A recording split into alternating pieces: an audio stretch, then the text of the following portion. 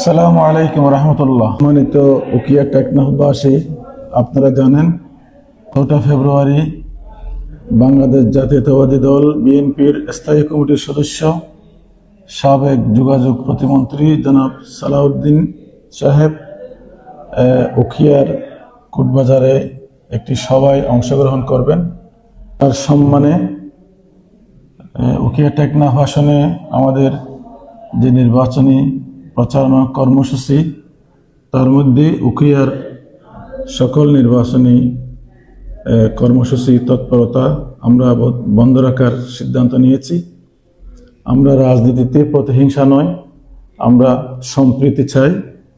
আমরা উখিয়া টেকনাফের মানুষের জন্য একটি সুষ্ঠু সুন্দর নিরপেক্ষ নির্বাচনের মধ্য দিয়ে জনগণ যাতে তাদের পছন্দনীয় প্রার্থীকে বিজয়ী করতে পারে সে ধরনের একটি নির্বাচনের পরিবেশ চাই। সেই পরিবেশ যেন আমরা বজায় রাখতে পারি, সেজন্যই আমরা জনাব সালাউদ্দিন সাহেবের সফরকে কেন্দ্র করে উখিয়া উপজেলায় আমাদের 2টা থেকে, অর্থাৎ ওনার প্রোগ্রাম শুরু হওয়ার আগে থেকে বিকেল 2টা থেকে রাত 8টা পর্যন্ত আমাদের সকল নির্বাচনী প্রচারণা কর্মসূচি আমরা স্থগিত রাখার সিদ্ধান্ত নিয়েছি।